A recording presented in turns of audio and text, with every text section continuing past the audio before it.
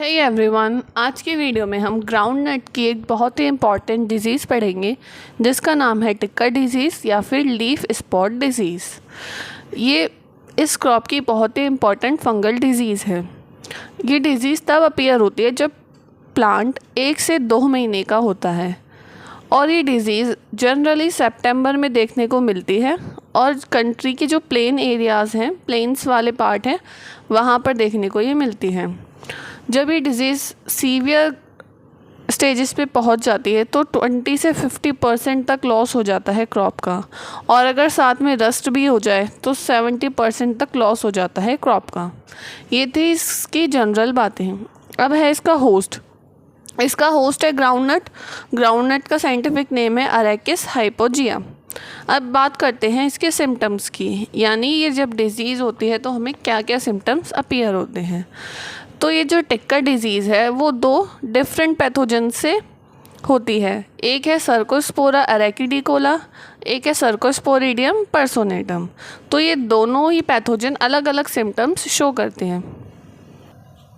तो सबसे पहले सिम्टम्स है सर्कोस्पोरा अरेकिडिकोला के। तो इसके द्वारा जो सिम्टम्स होते हैं वो सर्कुलर से इरेगुलर शेप के दिखाई दे सकते हैं और ये येलो हेलो से सराउंडेड रहती हैं। स्टार्टिंग में जो अपर सरफेस होती है उसमें जो नेक्रोटिक एरियाज़ दिखते हैं वो रेडिश ब्राउन से ब्लैक कलर के हो सकते हैं, जबकि जो लोअर सरफेस होते हैं उस पर लाइट ब्राउन कलर का नेक्रोसिस दिखते हैं। येलो हेलो इंडिस्टिंक्ट होते हैं और लोअर सरफेस पर प्रेजेंट नहीं होते हैं, बस अपर सरफेस पर प्रेजेंट होते हैं।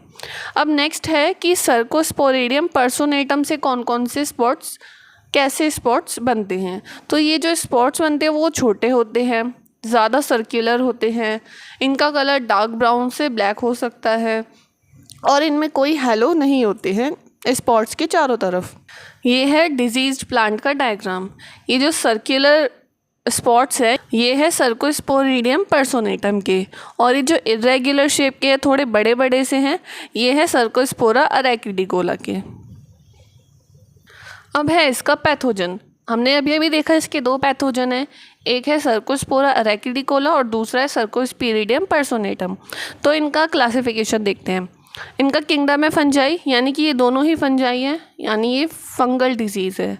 डिवीजन है यूमाइकोटा, क्लास है हाइपोमाइसिटीज, ऑर्डर है हाइपोमाइसिटेल्स, फैमिली है डेमिटिएसी और जीनस एंड स्पीशीज़ ये हो गए सर्कोस्पोरा अरेकिडिकोला और सर्कोस्पोरिडियम पर्सोनेटम। जो सर्कोस्पोरा अरेकिडिकोला है सबसे पहले तो ये इंटरसेलुलर रहता है, यानी सेल के बाहर रहता है। जो 2 सेल के बीच में गैप होता है वहाँ प्रेजेंट होता है, लेकिन बाद में ये इंट्रासेलुलर हो जाता है, यानी सेल के अंदर पहुँच जाता है और इसमें कोई भी हॉस्टोरिया नहीं बनते हैं। और जो इनके कोनिडियोस्पोर्स बनते हैं वो लाइट ओलिवेशियस ब्राउन कलर के हो सकते हैं, अनब्रांच्ड होते हैं, जेनिक्यूलेट होते हैं, सेप्टेट होते हैं और छोटे स्टोमेटा पर प्रोड्यूस होते हैं। यानी स्टोमेटा जो होते हैं लीफ के ऊपर, जो स्मॉल यानी छोटे स्टोमेटा होते हैं उनके ऊपर ये प्रोड्यूस होते हैं। और इनकी जो कोनिडिया होती है वो सब हाईलाइन से लाइट येलो कलर की हो सकती है, सिलेंड्रिकल होती है और सेप्टेट होती है। और सर्कोस्पोरिडियम पर्सोनेटम के जो माइसीलियम होते हैं वो सेप्टेट होते हैं, इंटरनल होते हैं, इंटरसेलुलर होते हैं, यानी 2 सेल के बीच का जो स्पेस होता है वहाँ प्रेजेंट होते हैं और इनमें हॉस्टोरिया प्रेजेंट होते हैं। तो इनके जो हॉस्टोरिया होते हैं वो पैलिसेड मैनर में बाहर निकलते हैं और मीजोफिल सेल्स में पहुंच जाते हैं होस्ट की।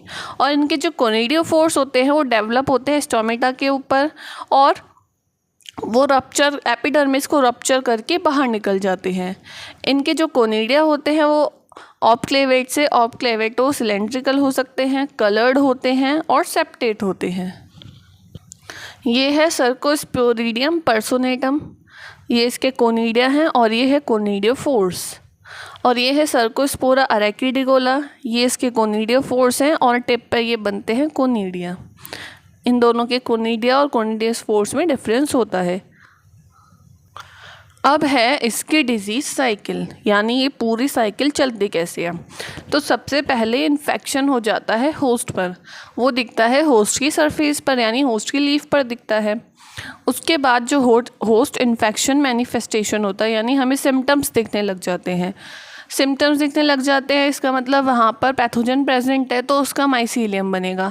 माइसीलियम से बनेगा कोनिडिया। कोनिडिया आगे जर्म ट्यूब बनाएगा और वो वापस से होस्ट पे इन्फेक्शन कॉज करेगा। ये चलती है सेकेंडरी इन्फेक्शन साइकिल। उससे पहले प्राइमरी इन्फेक्शन साइकिल चलती है। तो वो कैसे होती है? इसके जो कोनिडिया होते हैं वो सॉइल में रहते हैं। वो जो डिजीज़ प्लांट है उनका डेब्रिस, जब वो प्लांट झड़ता है, वो प्लांट को काटते हैं तो वो ज़मीन पे गिर जाता है उनका कचरा, तो वहाँ पर ये पैथोजन भी प्रेजेंट होते हैं, तो वहाँ से ये सॉइल में पहुँच जाते हैं। जो ग्राउंडनट की शेल होती है उसमें ये पैथोजन कैरी करके रखते हैं अपने साथ।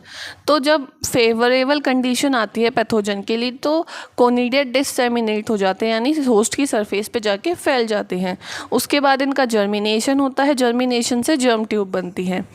उसके बाद इन्फेक्शन हो जाता है होस्ट की सरफेस पर। इन्फेक्शन के बाद सिम्टम दिखेंगे और फिर वापस से माइसीलियम बनेगा, कोनिडिया बनेगा, जर्म ट्यूब बनेगी और ये साइकिल चलती रहेगी। जब ये रिपीटेड साइकिल चलती रहती है तो डिजीज़ बहुत ज़्यादा बढ़ जाती है और क्रॉप बहुत ज़्यादा ख़राब हो जाती है। तो ये वाली जो फेज़ है जिसमें पैथोजन ग्रोथ करता है उसको कहते हैं एक्टिव फेज़, यानी ग्रोथ वाली फेज़। जबकि इस वाली कंडीशन में जहाँ पर पैथोजन सॉइल के अंदर रहता है उसको कहते हैं डोरमेंट फेज़, यानी पैरेनेशन। तो सबसे पहला टॉपिक है पैरेनेशन।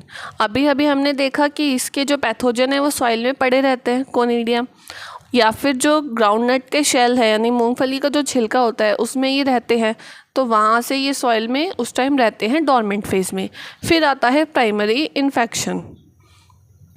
जब नई क्रॉप ग्रो होती है, यानी जब हम नई नई फसल उगती है, तो जो वाइबल कोनिडिया होते हैं सॉइल के अंदर वो होस्ट की सरफेस पर पहुंच जाते हैं डिफरेंट एजेंसी के थ्रू, कोई भी इंसेक्ट के थ्रू, सॉइल के थ्रू, विंड के थ्रू, कैसे भी वो पहुंच जाते हैं होस्ट की सरफेस पर और फिर जर्मिनेट करते हैं जब भी उनको फेवरेबल कंडीशन लगती है।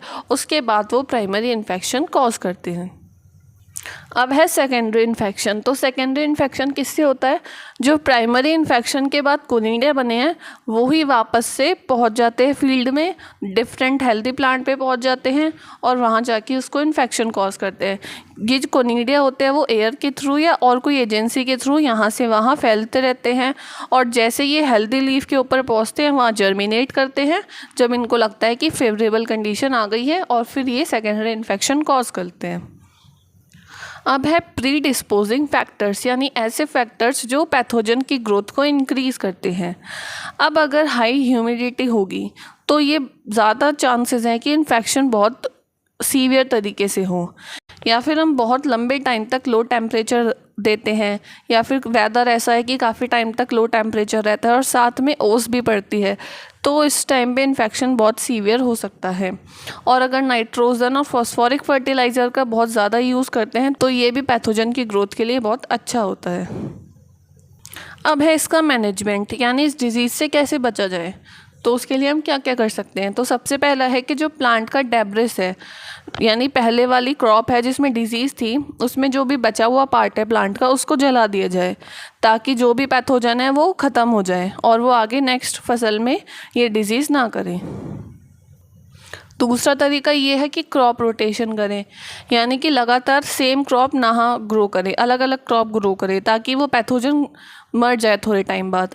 या फिर जो प्लांट का डेब्रिस बचता है उसको गहरे गड्ढे में दबा दें जिससे कि वो मर जाए पैथोजन और प्राइमरी इनोकुलम रहे ना है। प्राइमरी इनोकुलम वो होता है यानी पैथोजन का कुछ अमाउंट जो कि डिजीज़ कॉज करता है।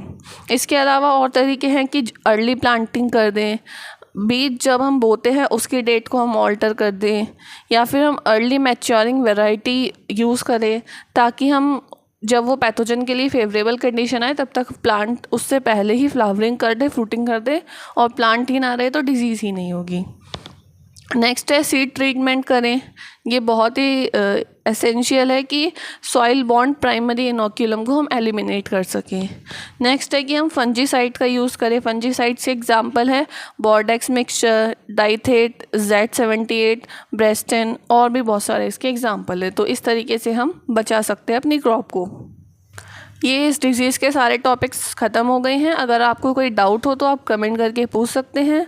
अगर आपको वीडियो अच्छी लगी तो वीडियो को लाइक करें, चैनल को सब्सक्राइब करें। Thanks for watching.